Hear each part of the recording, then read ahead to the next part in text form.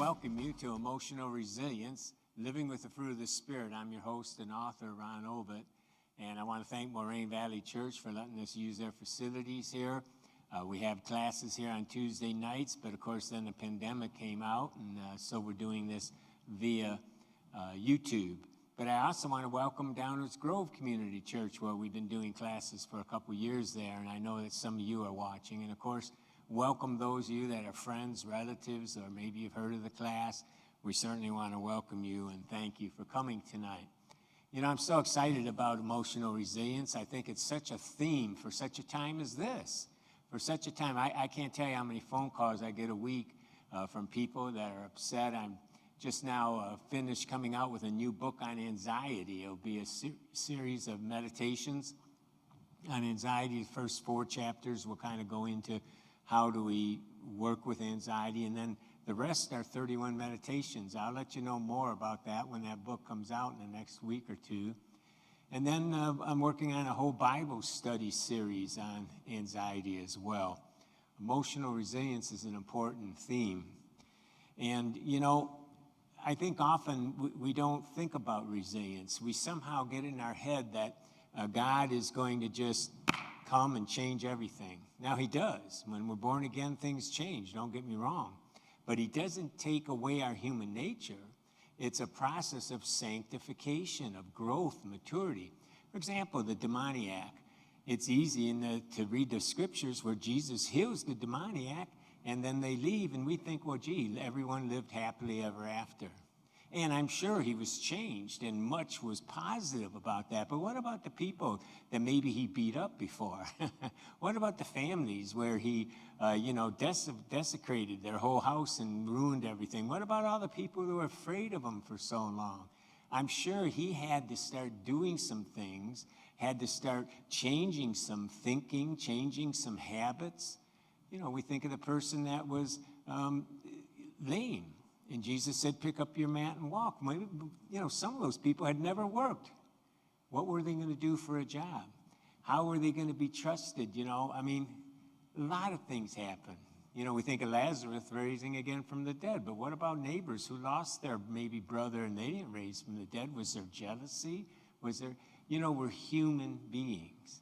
And God comes to us, we get born again, the Holy Spirit lives in us, and so we can start to have the fruit of the Spirit, the love, joy, and the peace, and the patience, and the kindness, and the gentleness, and the goodness, self-control. But it's a process. And that's why I'm so glad that we can have this class where we can kind of teach about maturity. We can teach about growth. And I tell you, I'm a lifelong student. And I hope this kind of teachings encourage you to be that lifelong student as well, so that you can continually grow. It's that we get up and down, don't we? But we should be continually going up.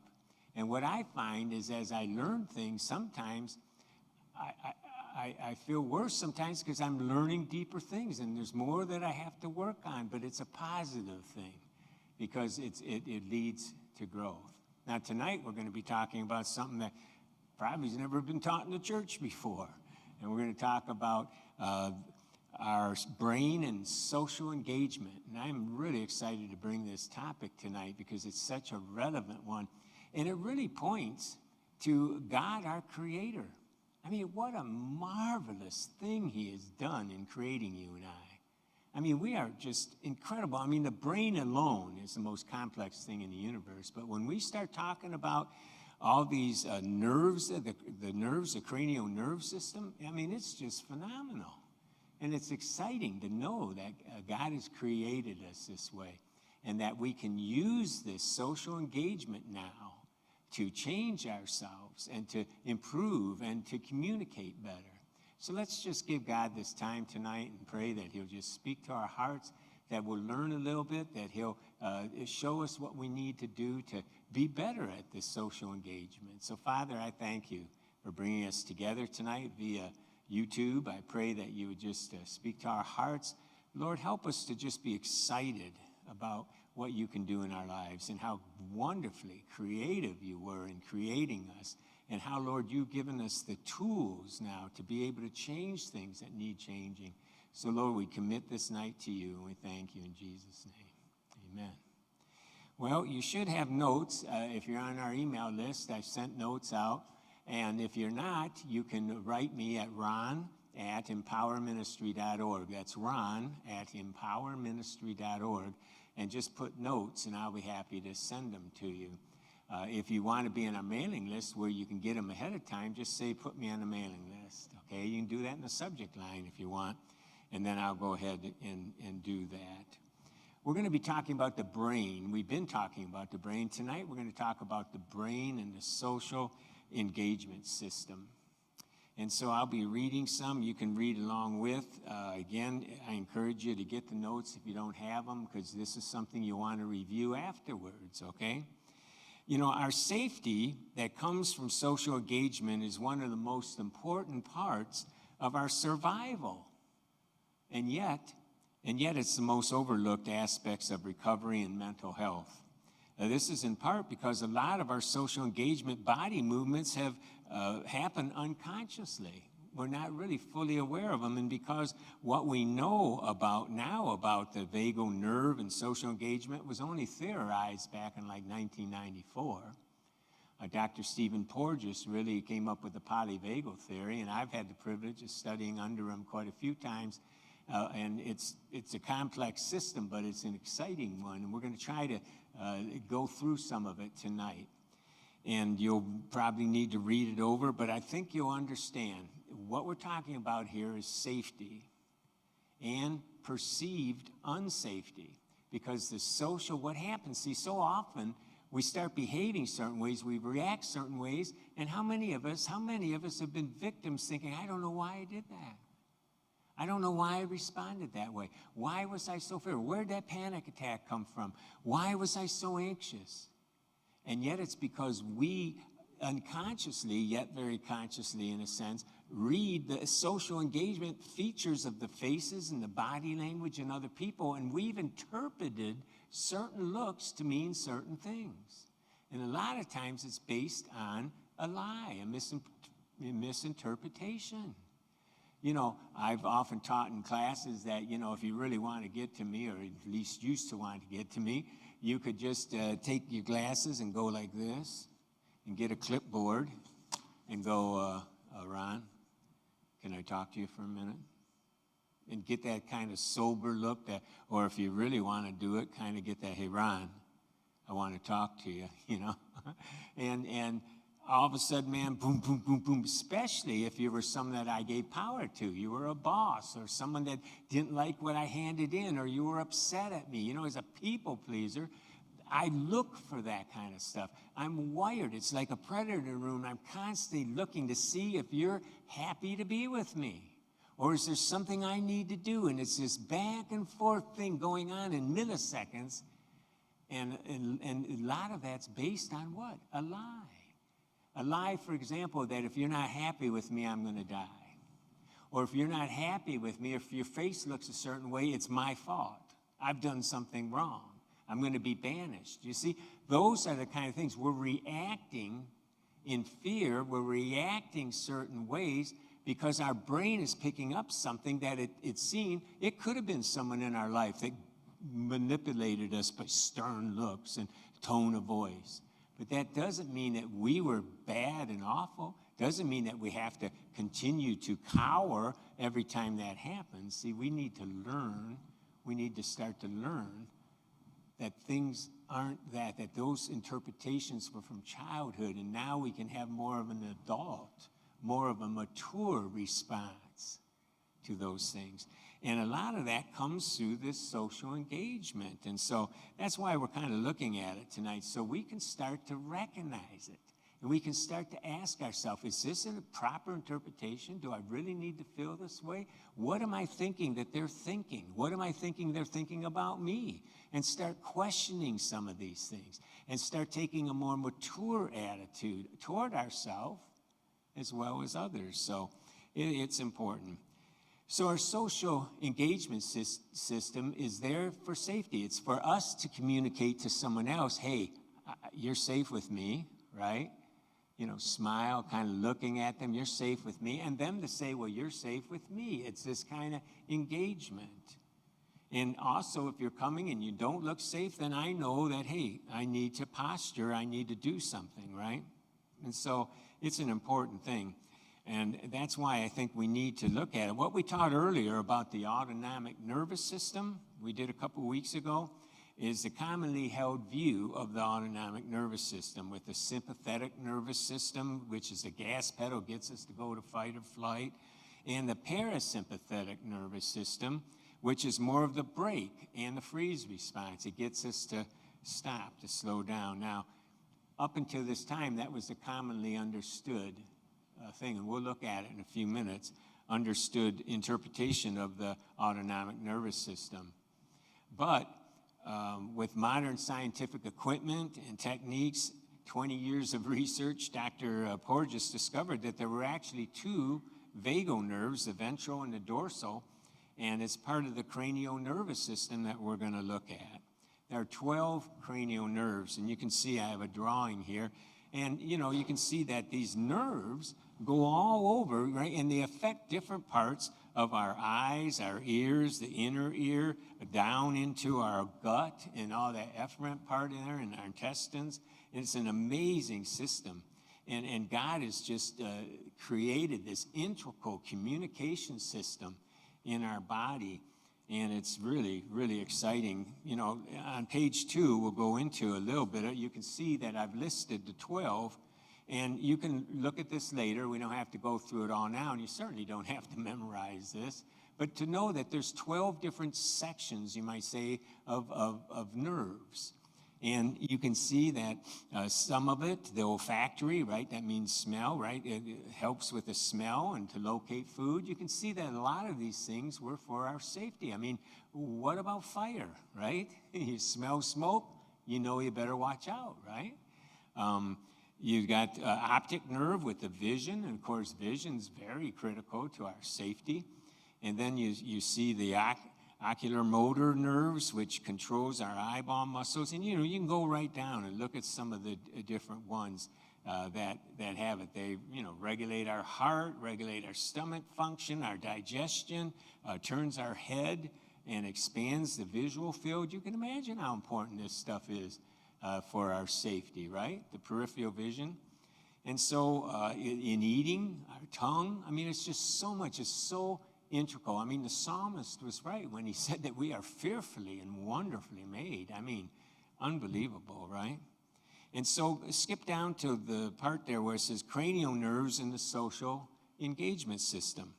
The purpose of the nervous system is to ensure our survival. The nervous system consists of our brain stem, the cranial nerves, the spinal cord, the spinal nerves, and the enteric nerves, which is that, you know, part inside intestines and around the gut and all that.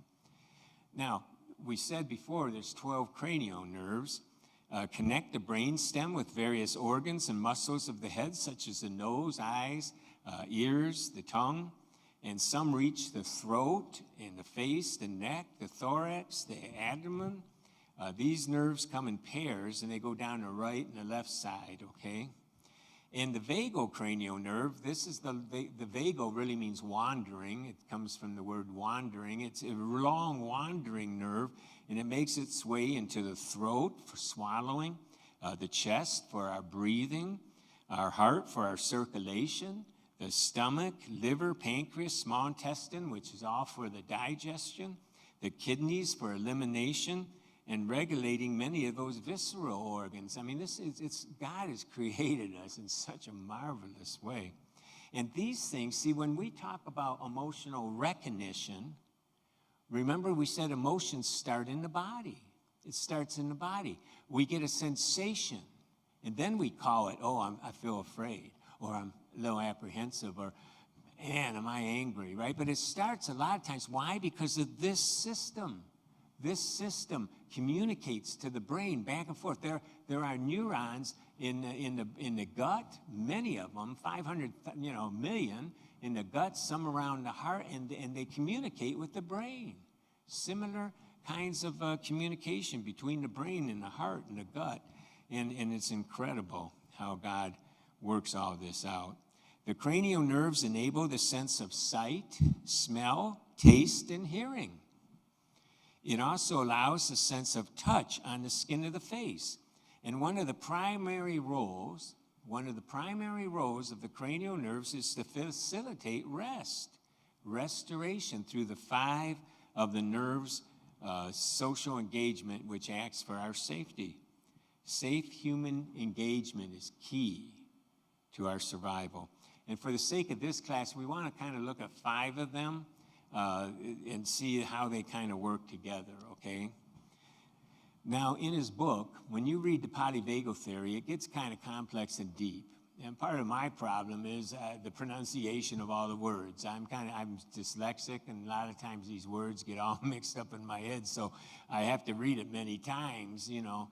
And you may not have that problem. So by all means, get Stephen Porges' book on polyvagal theory. On the other hand, this gentleman wrote an excellent book, Accessing the Healing Power of the Vagus Nerve, Self-Help Exercises for Anxiety, Depression, Trauma, and Autism, Stanley Rosenberg. And he knows Dr. Porges, and he's really put together a real practical book that's a little bit easier to understand. So I'm going to quote him a little bit. There'll be some reading I'm going to be doing here, so I might not make that eye contact all the time, and that's okay.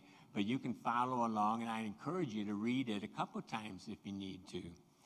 Now, in his book that I just named, that long name there, he says the visceral afferent, that means sensory, branches of the cranial nerves, 5, 7, 9, 10, and 11, gather information from our visceral organs.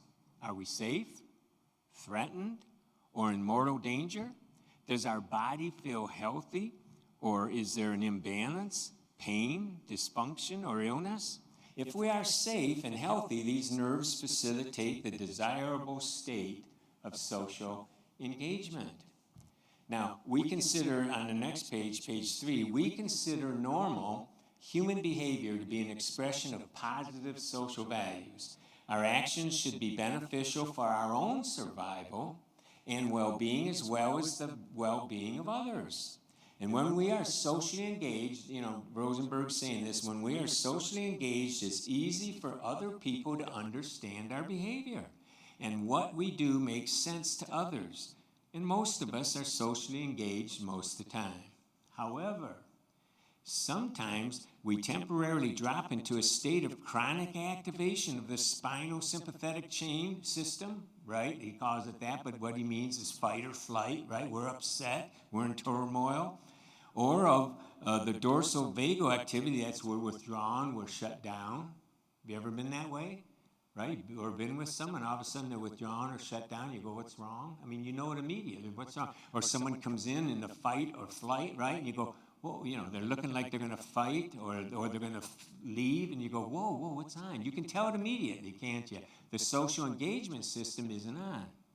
And we can feel it. We can feel it. And this, again, is so critical to this emotional recognition, because we're going to regulate things once we know it's happening. The trouble is, so often this happens so fast, we're down, we've had, you know, we're upset and we blow up, we have a problem, now we've ruptured, and now we got to go back and repair it. And that's okay, but wouldn't it be cool, wouldn't it be great if we can recognize it and then regulate it? And then even more so, what we do in here is, why did it bother us in the first place? What are we believing when we see a certain look? What kind of cues turn this on? What am I believing when I have those cues, you see? And so we can change it. We can, because what happens is we emotionally learned that in the first place, that kind of look means danger. But maybe it doesn't. And we usually interpret it about me. I've done something wrong. I'm going to be abandoned. I'm going to be... And those are lies. We're an adult now. We don't have to listen and live under the same rules we did when we were 4, 5, 6, and 8, right? And we have choices today. We have choices today. And so we can emotionally relearn, and that's when this stuff really, really gets exciting, okay? And so he says, unfortunately, some of us are not socially engaged most of the time. We lack the necessary resilience to spontaneously come back, right? That's what this class is about. Come back to the state of social engagement. We become stuck in this sympathetic chain, or what they call the dorsal vagal states. And here again, you don't have to memorize those words, but we're stuck in this reaction, right? We're reactive. And instead of being receptive, this is hypervigilance, and you've heard me use that word. Or if we're withdrawn, it's hypovigilance, okay? Hyper up, hypo down, right? So, you have the two different kinds here. In these states, it is often hard for people to understand our values, right? They may think we don't like them, but our values is we love people, we're kind, we're this, but they're not seeing that. They're not sensing our values, our motivation. Well, why is he doing? What's wrong with? Is he mad at me? They aren't understanding our motivation, and they certainly aren't understanding our behavior. Our actions seem irrational, often run counter to our own best interests, and can be destructive to ourselves as well. So this is important that we start to recognize and then regulate. And so it's not just looking at other people and their social engagement and maybe starting to learn to interpret it different so we aren't reactionary. It's also knowing when we're in it, where we can change. And we can tell that sometimes because of the reaction people are giving us. You see how this facial contact, all this stuff, if we're able to have this, back and forth and learn from it, okay? Now, he continues. He says, Dr. Porges says, we need the social engagement system in which we listen to the intonation in the voice, right? And use facial engagement, the up and down of the voice, the intonation, right? How, the different way. What do you mean? What do you mean? What do you mean? Oh, what do you mean? You see all the different ways that we can say that. And so all that has to do it. So we listen to the way, things are said, and we use facial engagement. And when a person has that proper kind of vocal intonation, an expressive face and eyes wide open when we talk to them, this expressive individual is also then, now listen to this is interesting, contracting the middle ear muscles that facilitate the extraction of human voice from backgrounds. You ever been in that? You ever been in a crowd? And you got all the hood and all that noise going on in the background, and then you see someone, and they come up and they start talking to you, and maybe they're socially engaged. Maybe it was when you were single and they were single, and all of a sudden you want to hear this person. Boom! Your ears, you hear nothing else. You hear their voice. Isn't that interesting? That's the ability of our ear to do this. And what's so interesting, I'll just sideline here. I took a whole course. It was a multi-courses on the integrated listening systems, which Stephen Porges was part of developing on safety, and they have a whole other one. And it's interesting that a lot of times, because the middle ear, right, the inner ear in that hasn't been calibrated correctly, we pick, and from youth and trauma and that, we pick up certain sounds and they scare us. And so he has a whole system where we listen to headset and listen to music, and it goes right, left, right, and it retrains our ear to feel safe with certain lower tones, right? And it allows us then to have a proper reaction where before, we may have been scared. It's a fascinating system. It retrains our social engagement system to not overreact. Just some tremendous, exciting science going on there. Now, he says, when people are smiling and look at us, we are better able to pull out human voice from the background sounds. Now, this is interesting. He says, we also use ingestive behaviors. The baby nurses, right, is ingesting the mother's milk, right? And adults use the same system. We go to lunch or we go for a drink as a way of socializing. Ingestive behaviors use the same neural mechanisms we use for social behavior.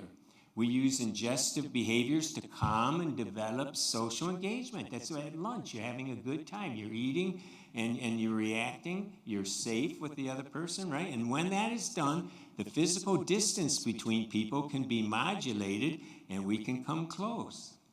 Safety modulates our ability to develop these secure attachments. So it's really kind of interesting here. That's why, Jesus a lot of times ate with people. I mean, he was very social with them. He was socially engaged, and a lot of times it was around a meal. And it's interesting, he even developed communion, where we're using the ingestive part, and we're as a body, right, remembering him, worshiping him, and also as a body becoming one. So it's just some fascinating things. Whether an individual feels safe with people during early development might modulate individual differences, you see, in vulnerability to trauma. And that's where sometimes this stuff needs to be recalibrated. Integrated listening systems, if you want to write that down, it might be something you want to look at. They have some great videos there. Work a lot with children that are on the spectrum as well, and it's really some fascinating stuff. Well, another author, Dr. Kurt Thompson, is a Christian psychiatrist, and he's written some good stuff.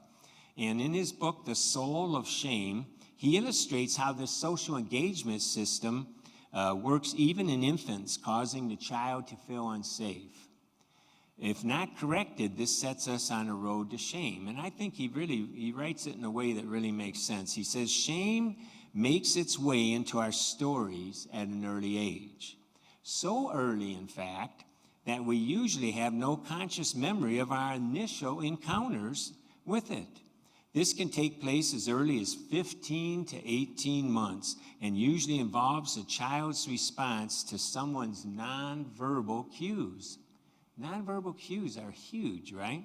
A glance, tone of voice, body language, gestures, or intensity of behavior that interrupt whatever the child may be doing, delivering a subtle but undeniably felt message of disapproval. Now he illustrates two different ways. A way that mother, in the first context here, breaks into what the child's doing, but is able to restore them back to a proper balance with each other, right? I mean, a child is going to run into the street. You just don't let them do it, right? You stop them, okay? So listen, the second one is a negative one. But let's look at the first one. When mom says no, the toddler does not necessarily understand the literal, abstract meaning of no. The brain is not yet well developed for this. The child responds mostly to the tone of her voice. Given that at this point, a toddler's right hemisphere, remember we studied that, is still largely running the mind's show. They're emotionally learning, right? The child is simply doing what his or her brain wants to do. They're blissfully unaware of any danger. Upon hearing mom's voice, he or she may feel a sudden, minor discomfort accompanied by feeling startled, along with blushing. I mean, you're playing ball, you're going toward the street, and stop, no, right? It causes a reaction in the baby, okay? And that's to be understood, that happens, okay? In these moments, when the parent is attuned to the child's emotional responses, no is delivered in an attuned manner. They're not just, being violent here. They're saying it for a purpose, right? Even in what seems to be somewhat urgent situation with nonverbal cues that balance the message. So there's these nonverbal that are firmness, while maintaining relational connection. Hearing the sharpness in her voice, which interrupts the child's movement, he or she next hears it soften as mother says, okay, let's go this way. Let's go this way. No, come on, let's go this way in a tuned manner. You see how that works? Okay? Quickly moving physically to redirect the child elsewhere. Joy is not at risk of being undermined even in the instant of limit setting when a parent's mind is attuned to maintaining connection with the child.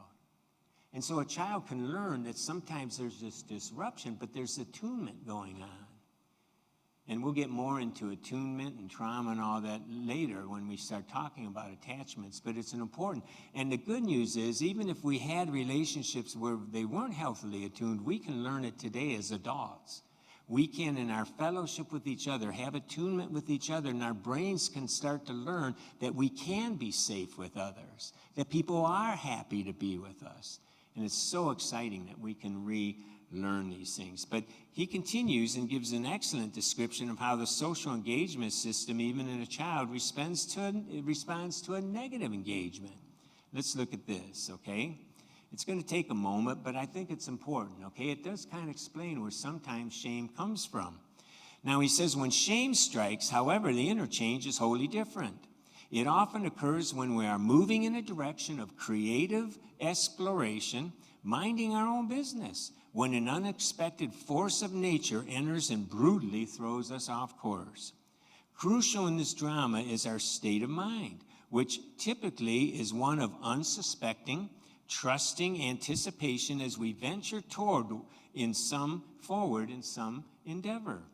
We are simply doing what we joyfully, or at least unconcernedly, intend to be doing, such as coloring, or running through the house, or throwing a baseball near windows. I've done that, right? Or asking for a new bike, or writing a report for the supervisor, or entering a romantic relationship, or taking a risk investing money, or hopefully choosing to believe in Jesus. Creative adventure has no age limits. When her mother answers the joyful, has no limits. Now, in Jackie's case, he says, when she hopefully asked her mother if she could invite some of her classmates over to the house to play, suddenly, out of the blue comes an unexpected shearing effect of shame. When her mother answers irritably, there's a key, no. How many times have I told you we can't do that? And all of a sudden there's this certain shearing off of joyful anticipation, a blindsiding that overtakes her and completely catches her off guard. There is no clutch involved in the application of a brake, of the parasympathetic nervous system here.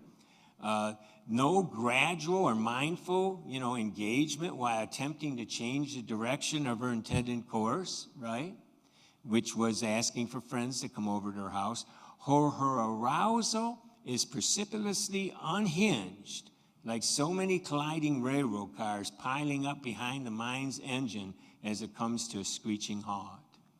With this truncation of a person's creative movement, there ensues for her a series of physiologic events, including a lowering and turning away of the gaze, right? That's that posture of shame.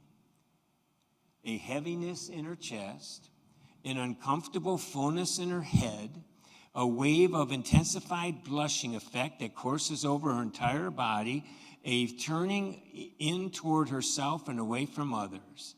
In terms of mental processes, a distinct feeling of shame, one we know but sometimes find hard to put in words, quickly arises. A deep sense of self-consciousness emerges. Cognition becomes fuzzy as our thoughts are disabled. Words may be hard to find if we are old enough to form them, and the mind becomes caught in a vortex of images, sensations, and thoughts that recycle and feed on each other in a light speed, reinforcing the experience. Sensations and thoughts. It becomes difficult to imagine a way to halt the internal state of affairs, feeling trapped in a mind-body maze of emotional nausea. Usually this state will persist until we're able to extricate ourselves from the situation. The circumstances passes or someone acts in such a way to intervene on our behalf. Now, these things happen a lot. And today it's even more common. I got an email from someone the other day that couldn't understand something I said.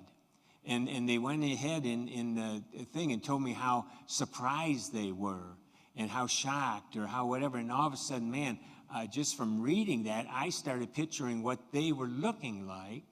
And it shook me. I thought, oh boy, now someone's mad at me. Someone, that people pleaser in me was turned on. And it took some time for me to, I said, what's going on? Because it was bothering me for hours. Even the next day when I got up and I'm thinking, okay, this really hit a nerve. What's going on here? And I had to really do some examination and some correction of my thinking. I had to make plans on how I'm going to connect with the person. and I had to, mature my attitude in it. But it really caught me off guard. And that's what happens sometimes in these things.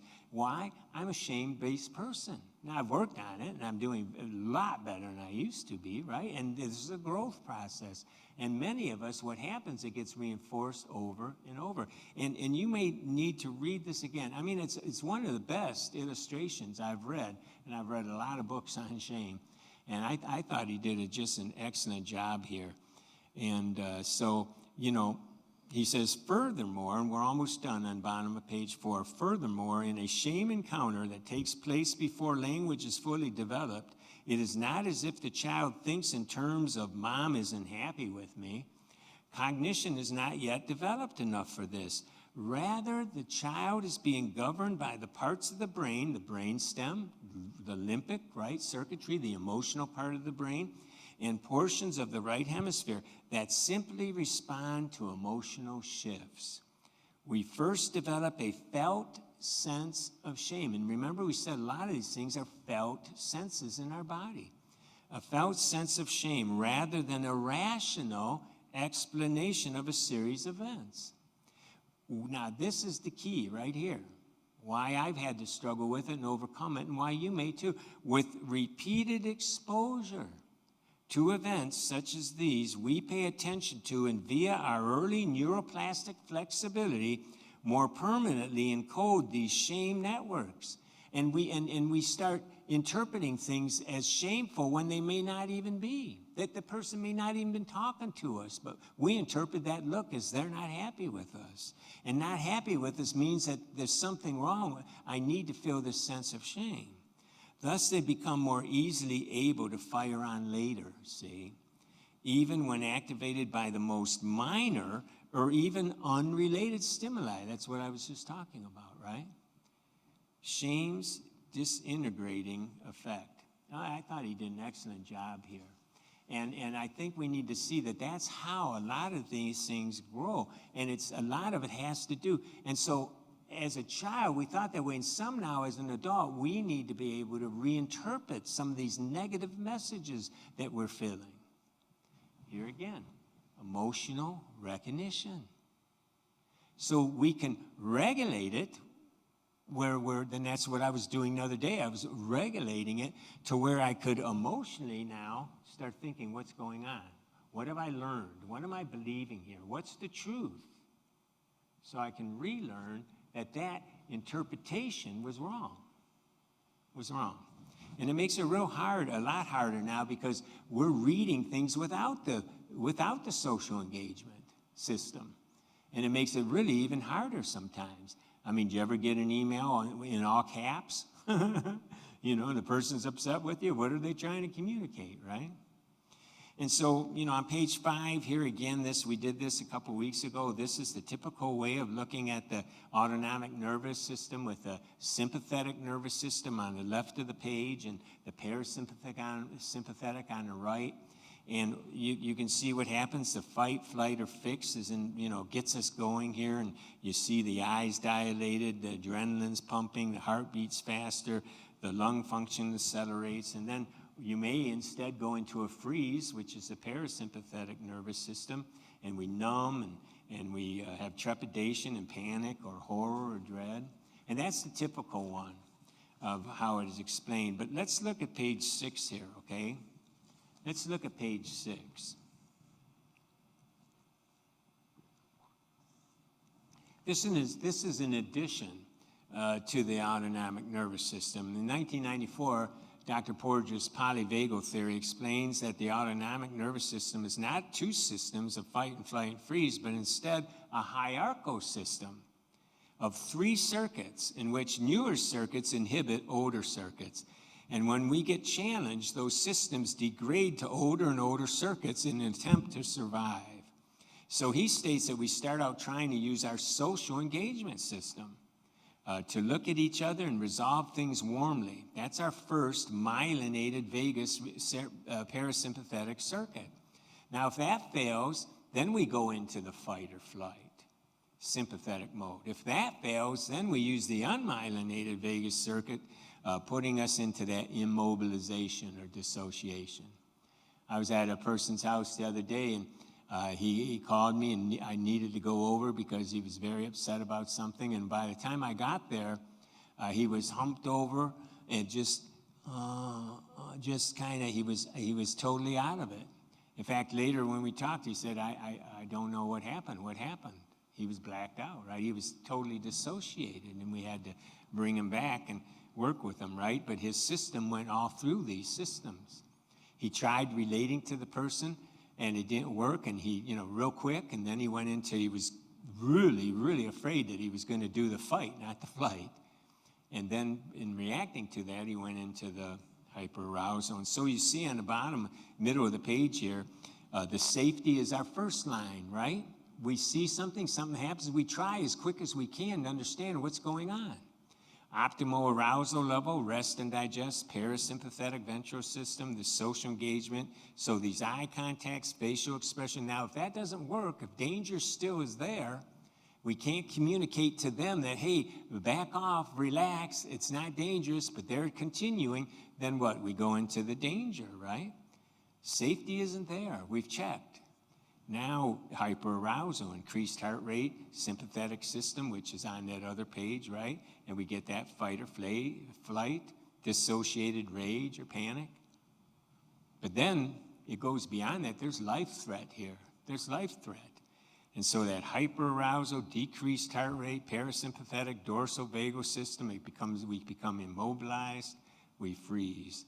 And so that's the kind of the new approach. And the good news is we want to be able to use that safety thing first. We want to start, instead of going right into the fight or flight. We're so accustomed to going right into the fight or flight or the freeze. And what we want to know today is that there is another option. There's another option. And here again, it comes from recognizing and regulating. Stanley Rosenberg again writes about this on the bottom of 6. He says, when we feel safe, we get access to the social engagement system of the integrated emotional expressivity of the face, eye contact, relaxed chest with an open heart via the relaxed front of the body. And we get fuller access to emotion, vocal range, facial expression, and connection. And you know that. You know when you're socially engaged with someone, you're using your body and all that stuff.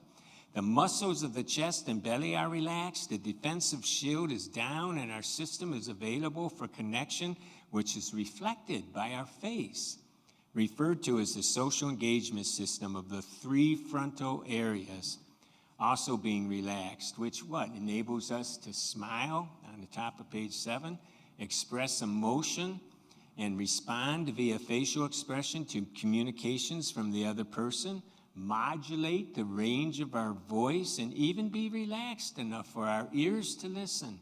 The front core of our body, our belly, chest, and head are literally 2-way instruments for connection.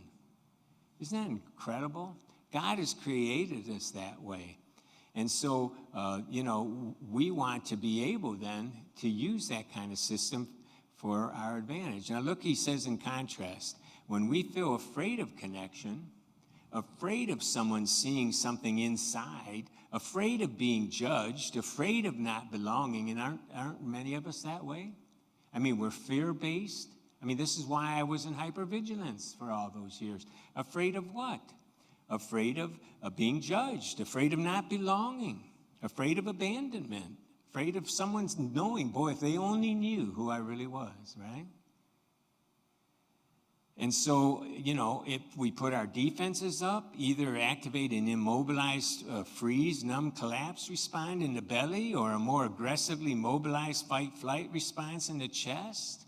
In either case, the protective defenses are activated in the social engagement system of connection in the face is offline. And you've experienced that.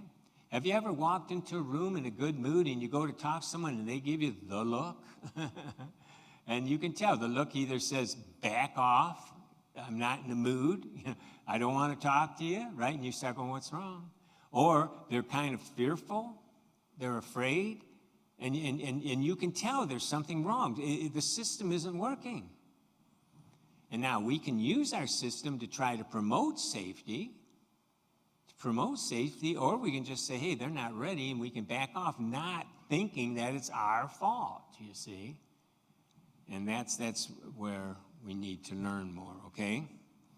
Now, he says, according to Stephen Porges, social engagement requires the ability to both look and listen. And I want you to practice that. Being able to interpret, to look, and also to listen. To listen. When you are talking with someone, you can sense whether he or she is not socially engaged by how much he or she looks at you, how well they listen to you, how well they understand what you're saying. You can determine whether the person is looking and listening by reading the muscles in the face. Does the person look at your face and make eye contact with you at least some of the time? Are their eyes open? Can they hear and understand what you're saying? Now, in case you think, well, Ron, this stuff really isn't real, come on. What do you mean, all these little micro movements and things? Well, I put down here an example, and I've been in, I've known marketing all my life. I was in the marketing of ministries. I love marketing, I always have. And I knew about this kind of stuff years ago.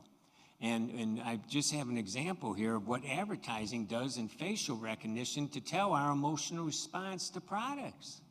And they'll watch videos. They'll get test cases where they'll have people play with the different products, and the computer is analyzing, and they can tell on little micro movements whether the person likes it, exciting, and they predict how the product's going to sell. Look at this. This identifies, this company identifies and then locates main feature points on the face, such as the eyes and mouth. Now look at the second. It judges the 7 basic emotions. It can tell just by looking at your face without even any audio whether you have joy, anger, surprise, fear, contempt, sadness, disgust. They can tell of positive, negative, or neutral sentiments. What are the emotional channels they look for? Smile, brow furrow, brow raise, lip corner depressor, a frown, right? Inner brow raise, a brow raise, eye closure, nose wrinkle, upper lip raise, lip suck, lip pucker, lip press. I didn't know there were so many lip things. But isn't this amazing? And you know what? This doesn't even compare to what a child can see. What we've learned to see. Mouth open, lip corner, right? And there's 33 facial landmarks, these XY coordinates, and you can see some of them here on the picture. And the head orientation, the pitch, right? The distance between the 2 outer eye corners, the social engagement. Isn't that fascinating? And the human body, the human brain is able to pick this up, And so we're geared to read social engagement cues. If the cues are negatively associated with a bad experience in the past, right, casting doubt on our safety, we respond. And so a lot of this is the way we interpret these things. It could be real or imagined danger, okay? Now, page 8, you can go ahead and read if you're interested. He goes into a little bit more of facial muscle activity. I don't want to take time and go into all that. But if you're finding this kind of fascinating and interesting, I think you'll like this next part that Stanley Rosenberg read. I don't think we need, for the sake of this class, to take the time right now. But he goes into it here about some of the 3 different kinds of facial expressions that show chronic tension, different kinds of tension. So I think you'll like that. But go to page 9. Here's a little quiz for you, okay? If you have the notes, and again, if you don't, you can write me at ron@empowerministry.org, O-R-G, ron@empowerministry.org, and I'll send you the notes. But right here we have a picture of this young lady, and you can look at each picture for just 1 or 2 seconds and write down which of these emotions, that's plural, because it may be more than one, you think it shows. And some of the anger, anger, fear, sadness, disgust, contempt, surprise, or enjoyment. And it'd be interesting, so just number 1, 2, 3 through 9 and put down what emotions do you think. And kind of take it, you don't have to do it right now because we're going to move on, but maybe when we're done here, you could just look at that, and then the answers are a couple pages later at the end of the handout, okay? So that'd be a fun little exercise that you can do. Well, what can we do to get ourselves back into social engagement? What can we do? Now, it may be that we're working with someone or socializing with someone and they're out of social engagement. We can share some of these things with them to bring them back to joy, right? To return to the fruit of the Spirit, the love, joy, peace, patience, and that. And here's a couple things we can do. Stanley Rosenberg, first of all, he has some different exercises. And so, I just took one of them. And what you can do is take your fingers, your hands like this, okay? All right, and just kind of, you know how you can do like this, right? And you kind of interwove them a little bit. You can kind of put it. Now, this may be hard for some of you because of muscular things, and if you can't do that, that's okay. You can still do the exercise. But if you can, try to do this. And it doesn't, it doesn't have to be way up in here, but your thumbs need to be down and around here. And you want to have it like this if you can, okay? Now, I've done it without doing this.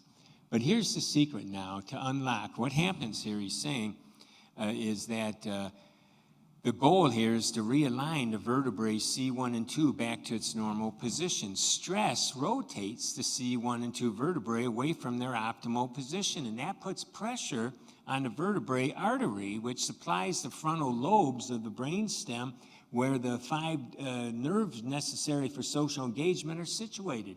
And brain scans have been taken showing that remembering a traumatic event can restrict the blood flow as well. Being hypervigilant, right? And so what happens is they're not working as well. When they're restricted on blood, your social engagement system isn't working as well. And so what he did is first he wants you to do a pre-test. And so just kind of stand like this and turn your head this way and then turn it this way. And you can do that again. Now, what's it feel like? Is there some soreness or constriction? Is there some noise made, pop, snap, crackle, pop, Is it a little sore? Is it fluid? All right? And that might show that, hey, those things are a little out of alignment. Now, you can take the fingers and go like this. And here's the thing. Whether you put your hand back or not, what you want to do is look straight. Sit up, look straight, and you don't want to turn your head. What you want to do is move your eyes to the right. Or you can go to the left. You want to start with the left.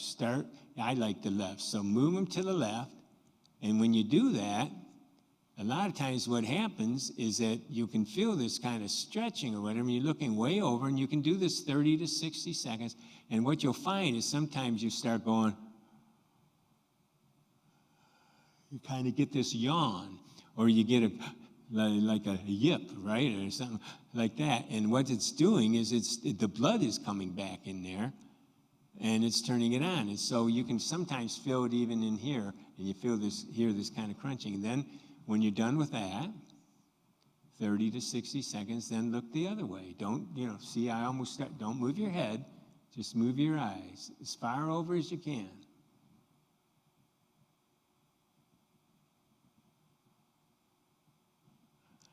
I just felt mine came on right there.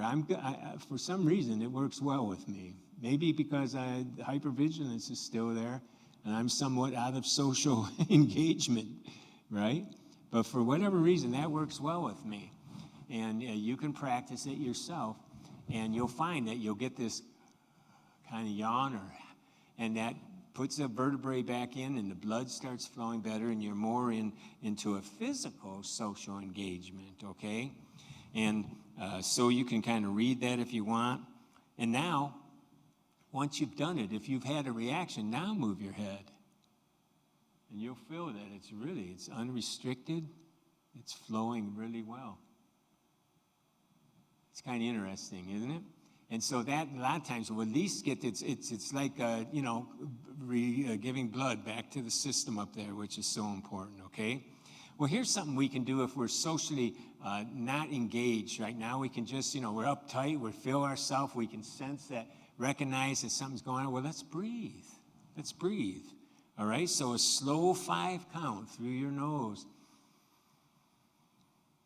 And you can hold it for a count if you want, and then let it out through your lips here.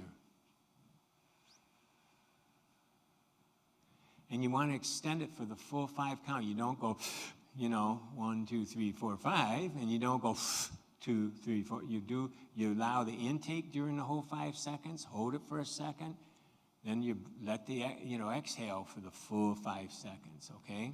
So let's try that. Breathe in. Hold it. Breathe out.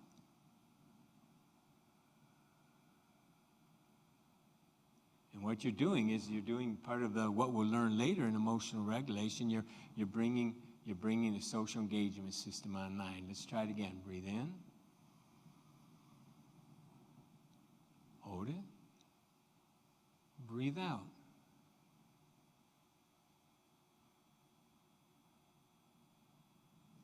Now, one that I like to use is this next one, what I call Voo Breathing.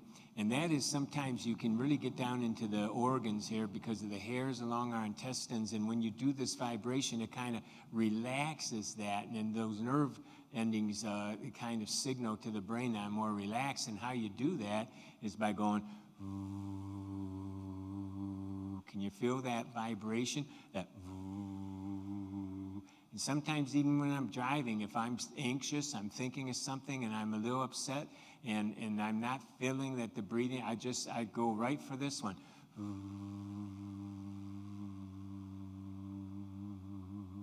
Then breathe in easy. What you don't want to do is go voo and then go breathe in quick, because that alerts the sympathetic nervous system again, right? You want to relax, right? And so this is a way to really put those brakes on nice and easy but firmly, okay?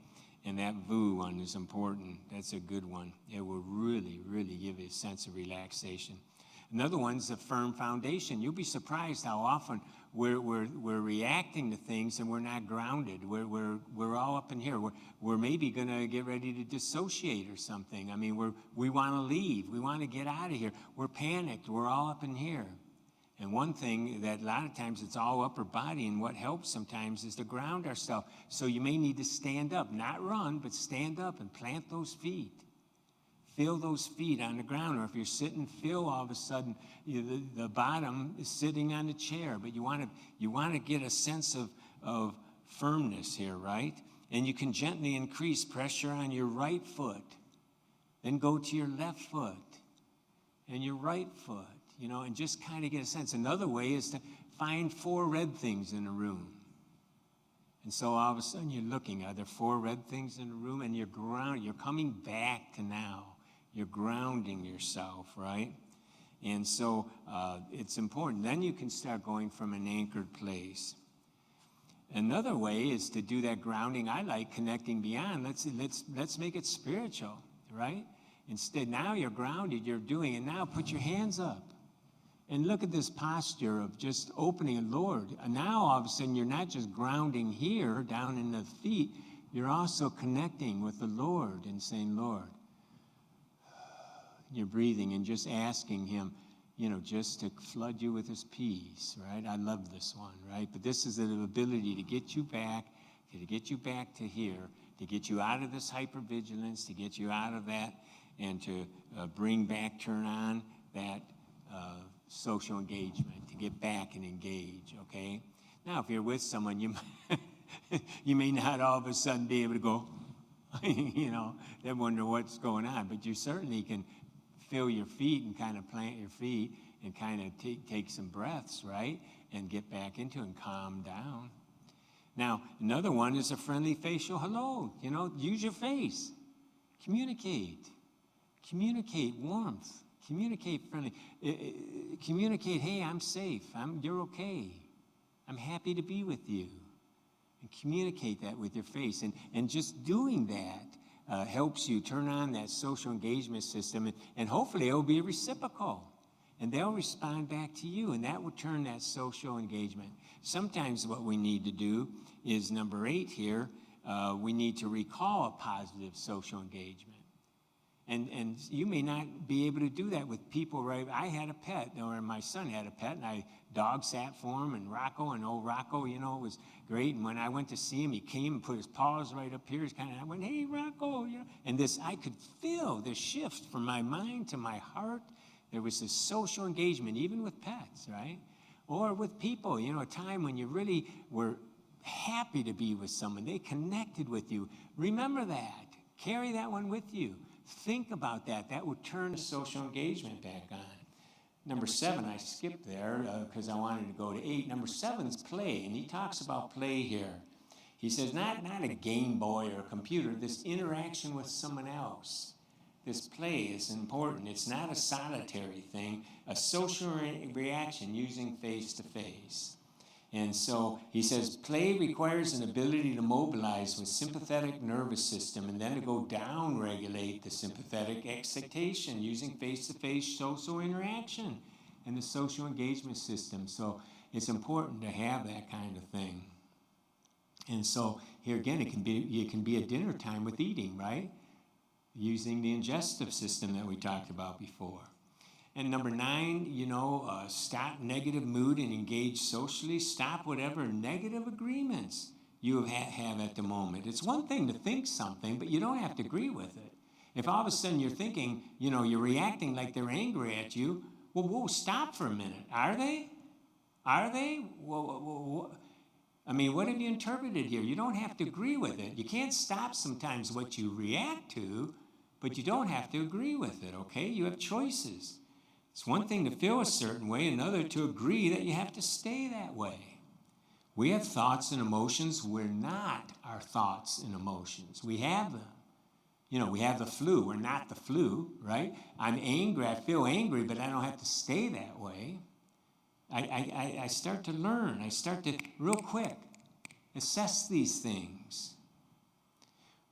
Okay, so, break any agreements with antisocial engagement thoughts you're having. Then relax the face, the neck, the chest. Focus on that area. Take a deep breath. Smile, a welcoming smile. Not a pose, a real smile. And then, get back in it. Now, another one, 10, get a hug. If no one's around, hug yourself for 20 seconds. Or if you got someone you trust and love there, get a hug. But it takes about 20 seconds to really get that oxytocin going, which is that good feel hormone and chemical, and get it going, right? And then, get help if you're having struggles with these. If we've opened up some things tonight, get some help. Find a counselor that you can trust, that you can talk to. Or if you feel that you're in the flight freeze, you got a friend you can talk to, tell them what's going on. Get their reaction. And then I really believe God can help you in these things. I believe he hears the cries of our heart. He knows us. He formed us. He created us. And he wants us to be healthy this way. And so let's look at page 12, some of the spiritual insights. It's easy to see how our ability to pick up social engagement cues can result in negative views of ourselves. Much as Dr. Thompson talked about shame in the opening part of this lesson. Shame, fear, feelings of inadequacy, low self-esteem can result from adverse childhood situations. And then we start to misread the same cues in others. The good news is that we can be rewired through our relationships with God and others that love us. We can change these things today. We can change them. And God wants us to interact with us. He wants us to feel safe with him. And consider some of these verses that are really kind of about social engagement. Jesus said, "Come to me, all you are weary and carry heavy burdens, and I will give you rest. Take my yoke upon you. Let me teach you, because I'm humble and gentle at heart, and you will find rest for your souls. My yoke is easy to bear, and the burden I give you is light." And then in the Old Testament, we always think, the Old Testament, God was, so angry. But listen to this from the Old Testament. Never. Can a mother forget her nursing child? Can she feel no love for the child she has born? But even if that were possible, I would not forget you. And this is God speaking. See, I have written your name on the palms of my hands. And again, in Exodus, he says, "The Lord is my strength and my song. He's given me victory. This is my God, and I will praise him. My Father's God, and I will exalt him." And so John in the New Testament writes, "See how very much our Father loves us, for he calls us our children, and that we are." And you can read some of these different verses. God is interested in being interactive with us. And he wants to engage with the social engagement system that he created in us. And so I hope that tonight we've kind of, we're examining the brain, and the whole purpose of putting this brain in these 8 lessons or so in the beginning is to help us realize that we're not just victims here. That we're not just going around in this uncontrollable sense of being that we can't help it, we don't know where it's coming from, we're getting cues here, clues here of why things are happening.